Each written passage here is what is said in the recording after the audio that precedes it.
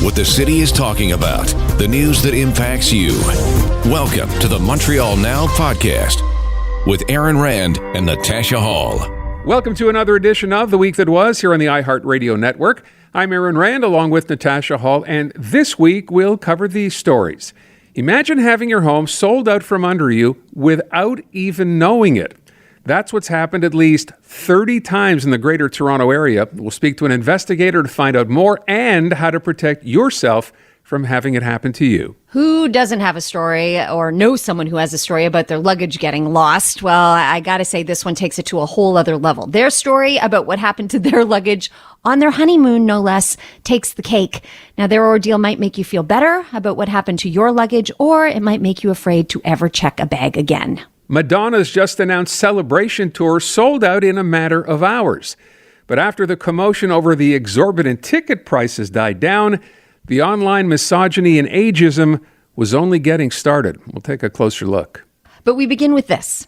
Some things just don't make sense. Like when you hear that some people with higher levels of education are getting lower paying jobs. But when I add the detail that we're talking about people of color, now I bet it makes sense. And not in a good way. We turn to an exceptional woman, a friend of the show, for some insight on this. So last week, Statistics Canada reported that while people of color generally have a higher level of education, they tend to have lower paying jobs. Let that just sink in for a moment, because it seems like logic doesn't apply here, but racial bias does. So when trying to make sense of these things, we often turn to Dr. MYRNA LASHLEY. She's an associate professor in the Department of Psychiatry at McGill. And listen, if I start trying to list all of her achievements, we're going to be here all day. So we'll just say thank you, MYRNA, for being here today. Thank you for having me. Happy New Year to you and Aaron. Happy New Year to you. And to you. So I feel like, in reading this information from Statistics Canada, I feel like it's information that we kind of knew in the back of our heads, but kind of hoped wasn't true. How do you explain these findings, MYRNA? Well, I with all due respect, I love you. So Yes. Take what I say within that space. Always. Okay? I love you. I love you back. Okay. You had it in the back of your head. We had it in our bones, Yes. in our reality. And that is the whole thing about privilege. It's what you don't have to do. We've known this all along. Nothing new here for us. We've known this all along. We've known that we get treated differently. We've known we're judged differently. We've known for a long time that we're not seen as having knowledge that our less melanated colleagues have. And so, when we do get hired, there's a greater expectation on us from those who are less melanated and from those who have the same level of melanation, because we're often expected to be representing our group. Black and brown people are often expected to be representing our group, and our group often expects us to represent them. So it's a lot of pressure, and we don't get the same respect. We don't get hired the same way. We don't get the same salaries, except, of course, in unionized workshops. That's a whole different ballgame. But this is known. As I hear you say this, and I understand, from a completely different perspective, as a person of non-color who never really would have thought of this, I just assumed, ignorant or naive perhaps as I may be, that, your qualifications were your qualifications.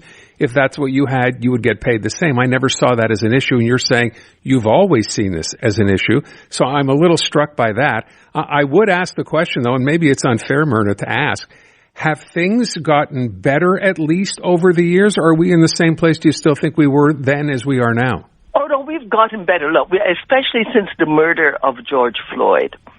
A lot of corporations are pulling up their socks. As I said, this doesn't always obtain within unionized shops. I mean, at the university you get paid the same thing. I mean, it's a unionized thing. That's not the issue. But it's just getting your foot in the door, even at universities, to get your foot in the door first, to get hired. Now, there are those who will resort to false equivalency and say, well, it's difficult for all of us. true. It's difficult for everybody, but it's more difficult for others. Mm-hmm. When you don't have to worry about whether your color or, your hairstyle or what have you is going to be used against you. When you don't have to be constantly worrying about your diction and having to switch codes all the time. All of these things come into play when you don't have to worry about those things, because that's where the privilege comes in, and not having to worry about those things. Right. So yes, once you're inside the university, which is a unionized shop, you get paid the same thing. But getting in and then being treated the same way inside and being offered the same courses and getting the same promotions and being seen as somebody who could become the head of a department, those things that's a whole different ballgame. You have to play a different game. Yeah, this idea of having to, I suppose, work harder for less. It's just so fundamentally wrong. And so then I wonder, when this information, when it's confirmed by Statistics Canada, what do we do with this? Like, how do we make something good come of this information, Myrna? Well, I think one of the things that we have to do is that those of us who have privilege, and I'm not talking about skin color here, okay? Those of us who have some modicum of privilege have always got to look and see who's coming up behind us, who's standing next to us, and make sure we make space for them. And if we get told, you always get told, well, there's no space. But I always tell people, don't tell me that your table is too small. Build a bigger table. Let's make space. Let's see people for who they are. Let's incorporate cultures and all of these things into our workplace. We have a responsibility, those of us who've made it to some level, to reach back and help those coming up. And very often, those who are coming up are young people. They're our children. They're our grandchildren. And we have to make sure that by the way we conduct ourselves, we make space for them. We make it a little bit easier. It's going to be harder for us. We have to go into this expecting that it's going to be harder for us, especially if we're the first ones in the door. Just accept it. But do what you can to make it easier for those coming up. Look around.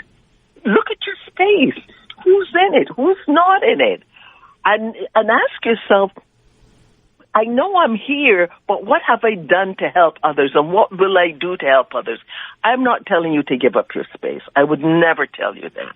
But I will tell you to advocate for others to share that space with you. Don't just hog it and say, it's mine and too bad for you.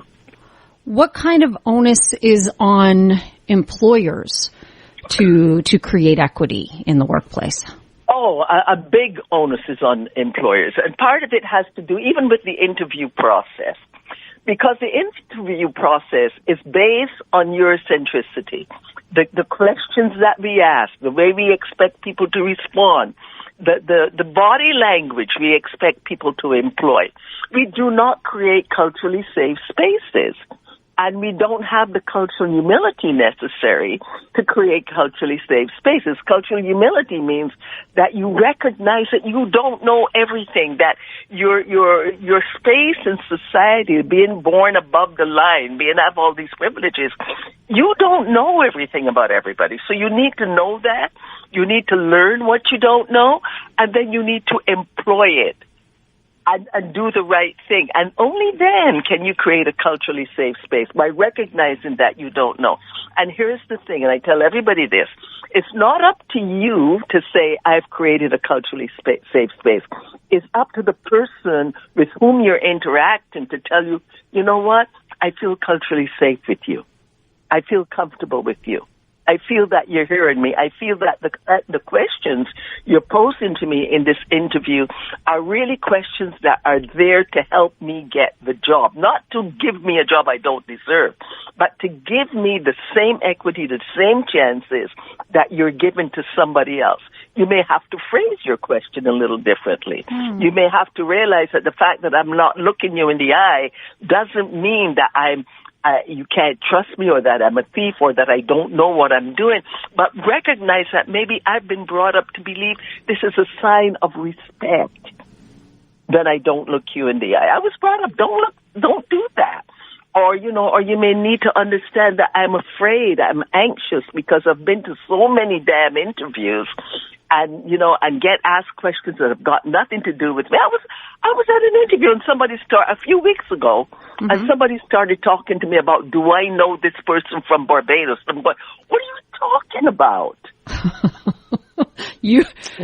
What did you say, Myrna? I'm just thinking, because you are a very patient person, and like I said, we always learn so much from you. What did you say in that circumstance? I just looked at him and said, is this person part of my family?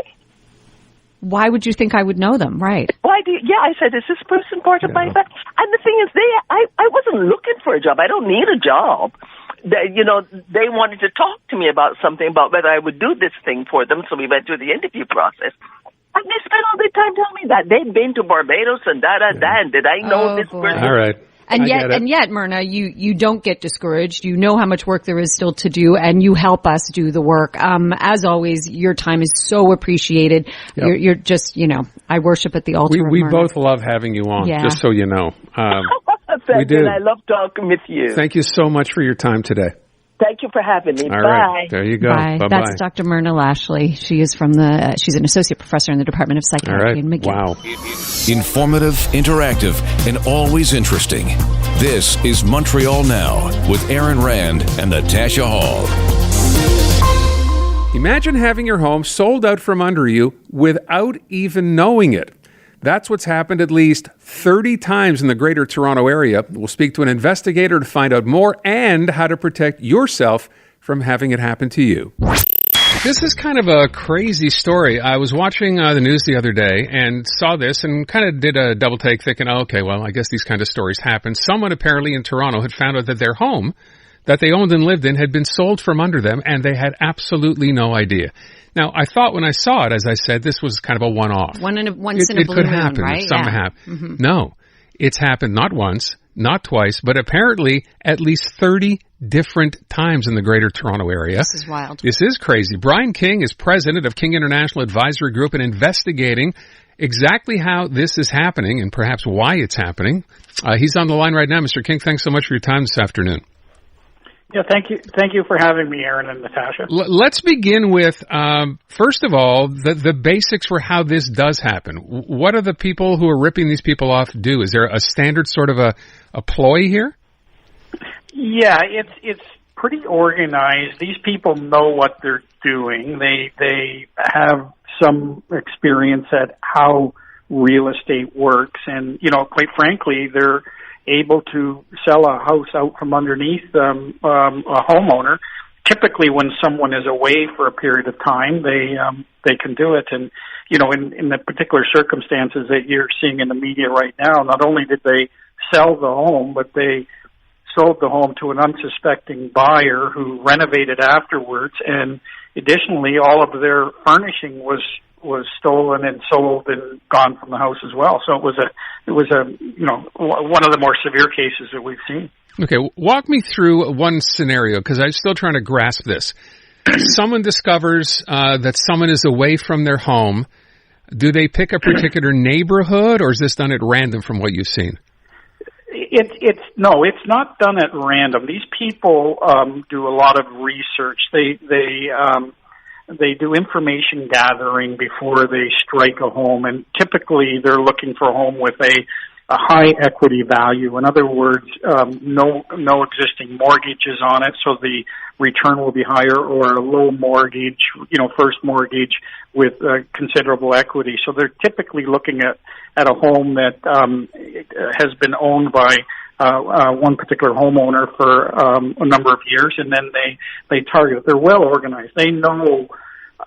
They research the people. They develop a fraudulent ID for them and have people impersonate the homeowners to do the transaction. So they're very organized. Holy cow! Sorry, go ahead. No, please, you go ahead. Yeah. So they know exactly what they're targeting beforehand. They have access to MLS listings, Terranet, typically for a total title transfer, because there's different types of this fraud.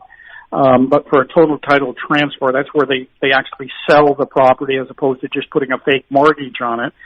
They gain access to the house through Airbnb rental or someone that's leasing their house because they're going to be away for 6 months or something like that. This recent case, the young couple that owned the house their young executives had a job transfer to England for a 2-year period, so they were gone for the home. So they knew these people were away and there wouldn't be anybody to interfere with the process. I had a dumb question, which is how are they able to access this information? How could you find out so much? For you and I as a normal, citizen, we find it amazing, but for the world of the fraudsters, they get access they recruit sources. They'll pay people within banks to give them information. They infiltrate, federal and provincial ministries like the Ministry of Transport. Sometimes it's stolen identification that they obtain on the internet, stolen mail. There's a number of ways that these groups are obtaining the information about the homeowners. And nothing is sacred anymore. I have to say, what really blows my mind is, yes, okay, the scamming aspect of it, but you're scamming the individuals who own the home and who are buying the home, but you're also scamming the banks, the mortgage brokers, or whoever else is involved. I'm stunned that they can get away with it on that level. And then what happens, Brian? Do these people actually lose their homes? Are they able to get them back? What happens? Well, to the first part of that, I mean, these people are good. They're not amateurs. Right. These people, the identifications, just like you said, that they create look real. In other words, they are able to pass the sniff test with the lawyers involved because every transaction of this nature involves identification verification. For us trained investigators, when we see it afterwards, we see the red flags that aren't picked up by the lawyers or the real estate agents, the professionals involved. But the unfortunate part of it is that, all of this transaction is done through the legal means. So that means that it has to be undone. And sometimes that can take as much as a year to a year and a half to undo this. You just don't all of a sudden say, I was subject to fraud. I want my house back. You now have to hire a lawyer and go through the process because, of course, the poor person that unsuspectingly bought the house thinks that he's purchased a house and they've moved in. Oh my God! So what happens to those, as you call them, poor people who find out this has happened to them? You kind of mentioned it's not a straightforward matter saying I never signed the paper. This wasn't me. No, and the law is pretty clear in most instances. I would say 99% of the time, unless there was some reason that the law is very clear that the home remains, and it eventually will be turned back to the rightful owner. It's just that all of these things take time because the registration and everything is all done through land titles and through the proper method. So sometimes it can take, like I say, it can take several months to, most of the cases that I've worked, it's been close to a year and a half before title is reversed. Well, and where does the money go? So do the people who have bought the house get their money back and the people who lost their house get their house back? If they have title insurance, then they're covered. And I always recommend to anyone from the public, consumers, make sure you have title insurance because it wasn't very vogue in Canada prior to about the mid-2000s. Title insurance has been around in the U.S. for a long time, but it wasn't here. So I recommend anybody that bought their home prior to 2000 to check with their real estate lawyer to see whether or not they purchased title insurance. And if they did not, go out and purchase it because it's relatively inexpensive when as insurance is concerned, and it's a one-time payment. It's not like car insurance where you're paying it every year. But so I always tell people, make sure you're protected because we're seeing a bit of an epidemic right now in the Greater Toronto area of these types of frauds. By the way, when you say title insurance, I had no idea, and I'd heard it in the U.S. When you buy a house now, I'm not sure if the rules are different in Ontario than they are in Quebec. Does the notary or whoever's doing that sale or the bank or the mortgage company not kind of offer you title insurance, or do you have to actually know to ask for it? Typically now, most financial institutes and lenders will not do a loan on to a home unless their title insurance is purchased, whether it's for a purchase first mortgage transaction or a second mortgage. Typically now the lenders are asking for title insurance, but the homeowner should also get title insurance. Okay. Just to be protected. And again, it's relatively inexpensive insurance for peace of mind. Any reports of this happening in Montreal, or so far it's really just in the Greater Toronto area? Yeah, we've got 2 cases in Montreal right now that we're working on. And we have no idea. You mentioned organized crime, I guess, might be involved in this, but we have no specific leads that that's what's going on here, although you mentioned they're very well organized. Sounds like they might be involved here. Well, we know just because of the sheer numbers that we're working, because they also are involved in what's called mortgage fraud. That's where they place a second mortgage on a home to get those proceeds by impersonating people. A little easier than a total title transfer, but the rewards are not quite as high. But we're talking millions of dollars here. I mean, you look at the price of a home in the U.S. or in the Greater Toronto area, and most homes are $1.5 million to $2 million. So, as one police officer said to me, it's it has the lowest risk with the highest reward of any types of frauds that they deal with. All right. And in terms of warning people, I'm sure some people hearing this are thinking, holy, how's this even possible? The idea of title insurance would be really the only way you could sort of do anything about this, right? There's nothing else you can do? No. Okay. I mean, if it happens, like I said, typically we'll get returned to the rightful owner, but then you have to pay for all your legal fees and all the, so it's a substantial amount of money to get it reversed because you have to demonstrate that it was a fraud. It's up to you to prove that, right? Wow. Yeah. All right. Mr. King, I thank you so much for your time this afternoon. We appreciate it. Thank you for having me on. You bet. Brian King from King International Advisory. Not one, not two, not three, 30, at least 30 different transactions like this in Toronto alone. And 2 in Montreal now. Wow. Asking questions, looking for answers. Here's more of Montreal Now with Aaron Rand and Natasha Hall. Madonna's just announced Celebration tour sold out in a matter of hours. But after the commotion over the exorbitant ticket prices died down, the online misogyny and ageism was only getting started. We'll take a closer look. We spent a lot of time beginning of the week, I guess at the end of last weekend, when it was announced that Madonna tickets were going on sale, talking about the fact, A, that they were so wildly expensive, and then B, that they sold out the first show in literally a day. They've added a second show since then. So a lot of the focus has been around how much it costs and concerts in general, especially for this particular show.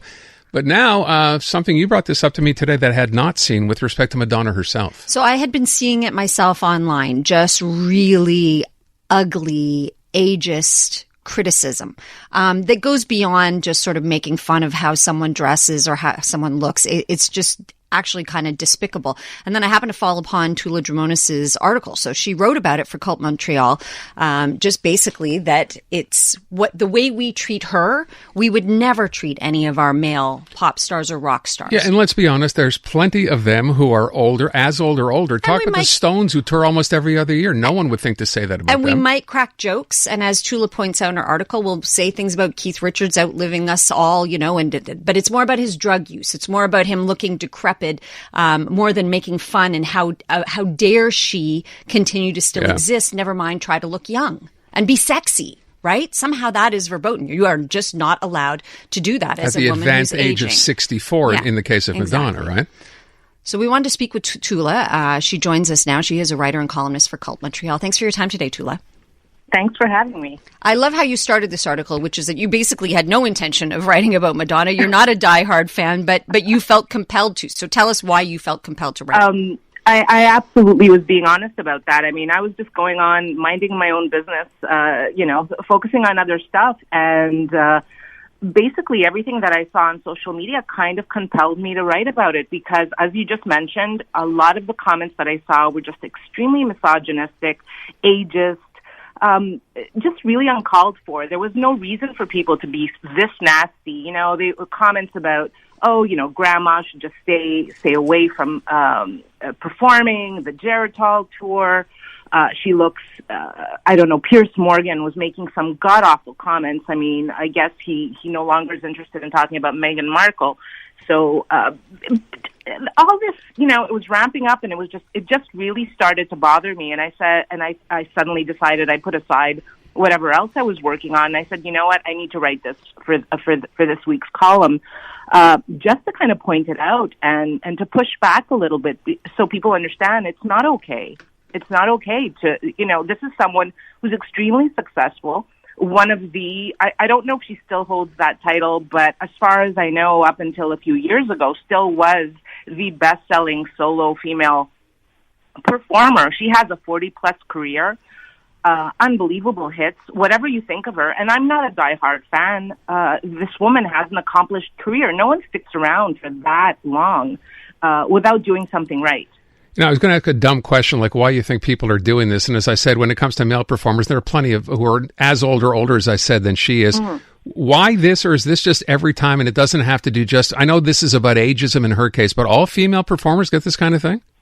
No, I don't think, I definitely believe that there is a double standard when it comes to male and female performers and women and men in general. I think women get it much harder when it comes to aging.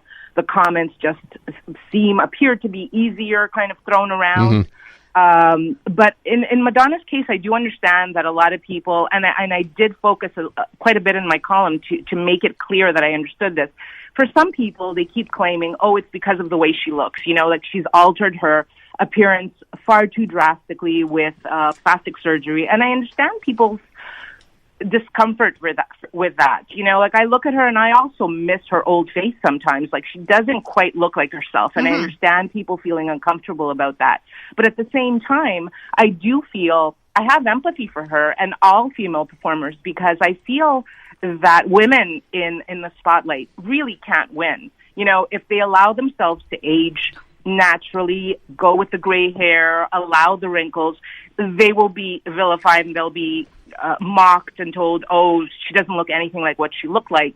And if they go the plastic surgery route, then they'll be mocked and pitied again and told that, they're trying to stay young and they're trying to stay sexy. It's like, it's a losing battle either way. Yeah, any which way, you're an old hag somehow. But it's interesting because someone just texted in, I think you might have mentioned this during the break, nobody made fun or makes fun of Cher when Cher comes out wearing what she wears, and she's been pretty audacious as well. Cher, by the way, true. Cher is 76. Mm-hmm. You find people true. age? Yeah? No? Okay. I even quote her, yes. Aaron, in my article because Cher, years ago, someone asked her, don't you think you're too old to sing rock and roll? And Cher, she takes no prisoners. She just turned to him and she said, I don't know, you better check with Mick Jagger. So, and Madonna, I mentioned in my article, Madonna was being asked these questions about whether she intended to continue being sexy on stage when she was 34. There's an interview out there. You can find it on YouTube. She was 34. Anyone who's seen Madonna performing in her 50s, this woman is a powerhouse.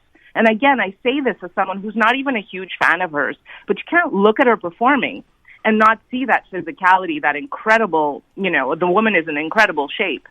And, she was in her 30s and she was being asked, do you intend to still be sexy on stage? And what Natasha mentioned earlier, she's absolutely right. It's as if women aging and being sexy and being older are not allowed to kind of coexist. And if they do coexist, it has to be on someone else's terms. You can't push it. You can't be too sexy. You can't look like you're too comfortable with your sexuality. It has to be in a much more conforming or dignified. And I use dignified in quotes because, again, it comes with someone else's perception or limitations of what that is. Yes. You know what gets me excited, though, TOULA? I think about how she's always been a trailblazer. She always made people uncomfortable. I remember when she appeared at the MTV Awards at the very beginning of her, well, not quite the very beginning, but near the beginning of her career, in the wedding dress, writhing around on the stage, and everybody reacted like, well, that's not allowed. And once again, she's doing something that's not allowed. She's daring to be in your face, in our faces, still being sexy, still being her, pushing the boundaries and making us all uncomfortable in different ways, whether you love her or not, all these years later. I think it's exciting. It can be challenging, if you will, but it's also exciting because she's doing something that arguably no pop icon has ever done before. I mean, she really pushes the limits, and she always has. And I do, and as I say, I mean, this is a guess on my part, but I really feel that for some people, their anger or discomfort with her is not because her exterior has changed so much, but because her interior hasn't. Yeah. She's still in your face. She's still the same person. She hasn't mellowed with age. It's true. And if she has, like I said, she was never going to be the person who was going to go gentle into the good night. She will be, I believe, the more people get annoyed at her, I think the longer she'll still stick around just to annoy them. She's just someone who likes to kind of push the boundaries, and someone who's done that her entire career, who's done that in her 20s, in her 30s, in her 40s, in her 50s. Why all of a sudden in her 60s would she change that? Do we become different people as we enter another decade? We're still who we are in our essence, right? No, yeah, exactly. We are but the same way that Mick Jagger's still being Mick Jagger when he gets out on stage. Paul McCartney's still being Paul McCartney. Exactly. They don't get ripped to shreds for it. And they're in their 80s and they're 70. Like Mick Jagger is what? He's turning 80 this year. Mick Jagger is 80. I mentioned Bruce Springsteen, who's 74. Like, no one is telling them to retire. No.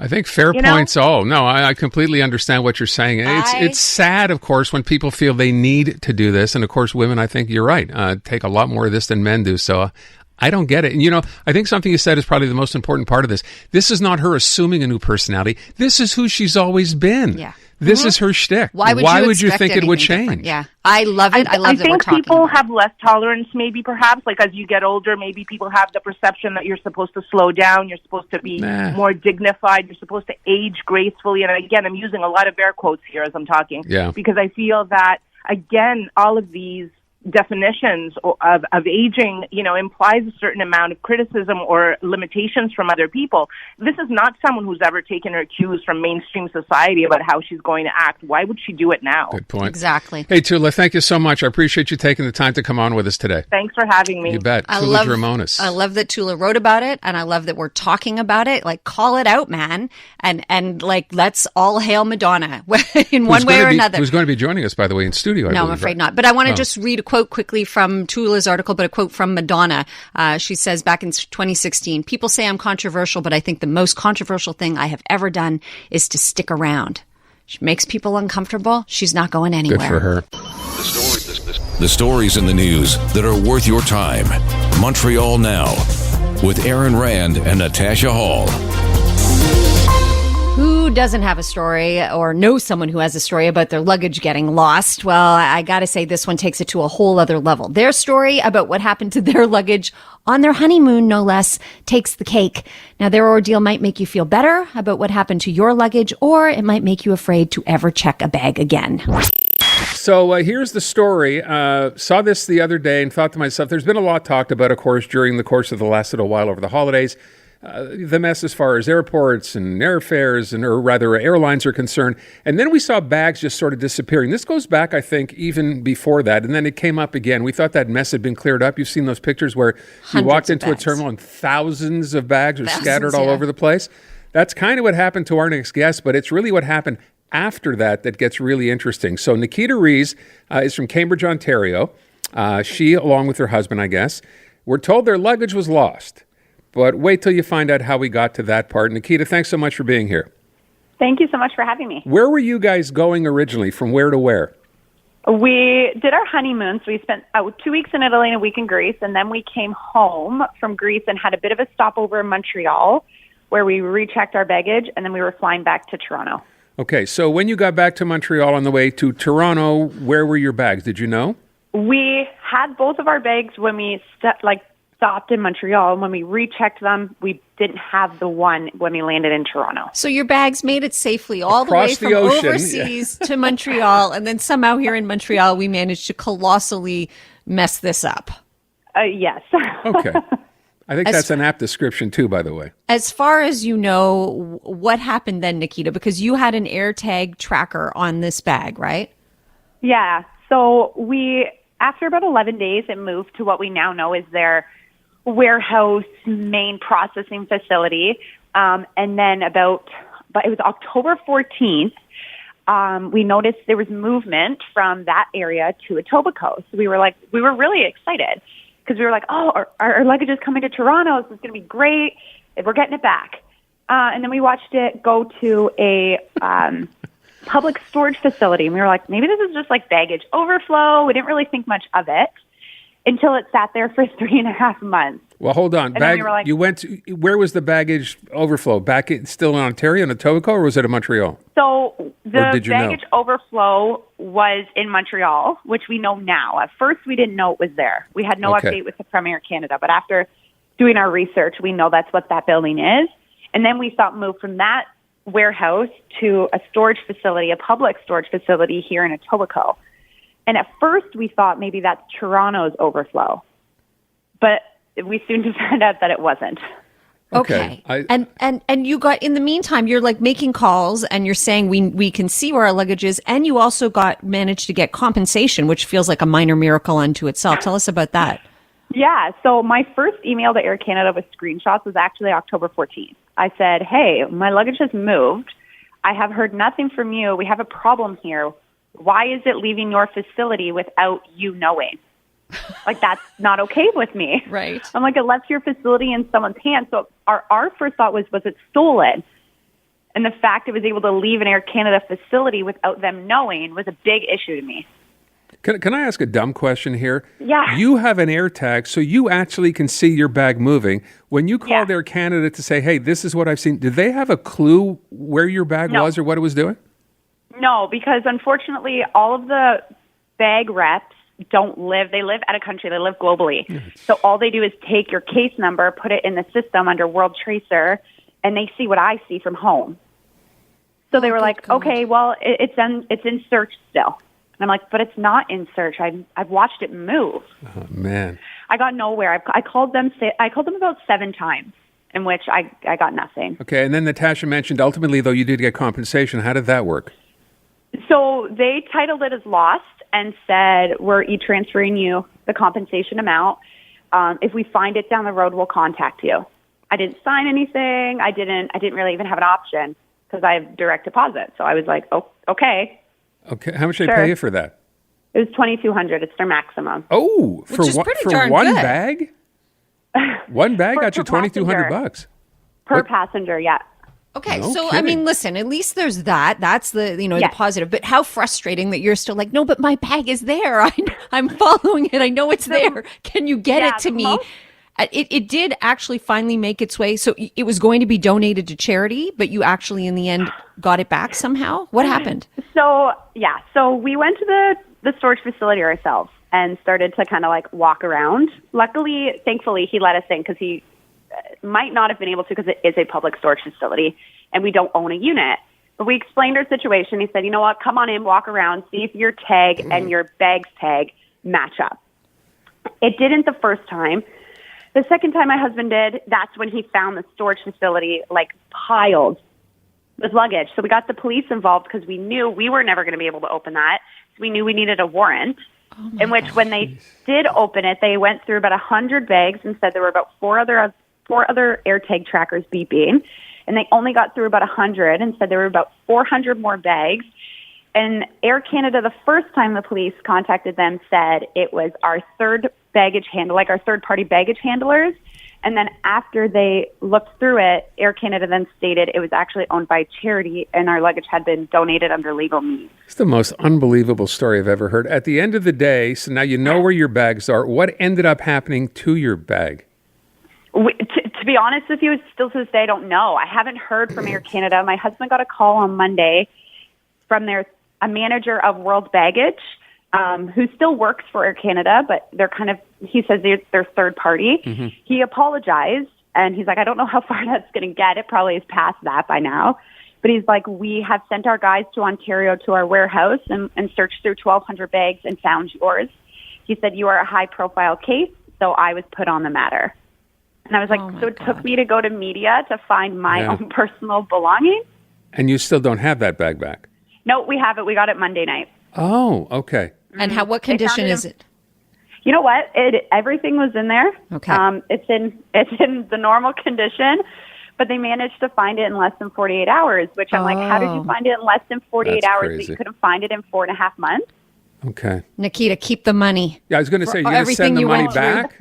You're not sending the money back, I guess. Oh, absolutely not. Yeah, no. okay. And will you be always flying carry-on from this point on? I'll be flying carry-on, and I won't be flying Air Canada, I can tell you that. Wow. Oh, my gosh. Can I just ask, for people who don't understand, these air tags, they're like little sort of key fobs, right? You had the Apple ones? Is that what you had? Yeah, there's ones for Samsung, but essentially how it works is it piggybacks on Bluetooth from other phones. So your phone doesn't have to be closed, just Bluetooth. And that's how the battery lasts so long, too, is it doesn't have a GPS. It's not tracking itself. So it picks up on someone else's Bluetooth, and then that signal sent to your iCloud, which will update you on the map. Well, look, it only took you 4 months to get your bag back. Jiffy. I know, right? Congratulations. Yeah, NAKITA, thanks so much for sharing the story. We really appreciate it. Have yourself a good one. Thanks for having me. All right, there you go. NAKITA REES. 4 months to track a bag, story. and when they finally decided to track it, it took them all but 48 hours to get it back. It's crazy. That wraps up another edition of The Week That Was here on the iHeartRadio Network. I'm Aaron Rand, along with Natasha Hall, and we will see you next week. Have a fantastic week. This has been the Montreal Now podcast with Aaron Rand and Natasha Hall. Listen live on your radio weekday afternoons from 2 to 6 on CJAD 800 or through the iHeartRadio app.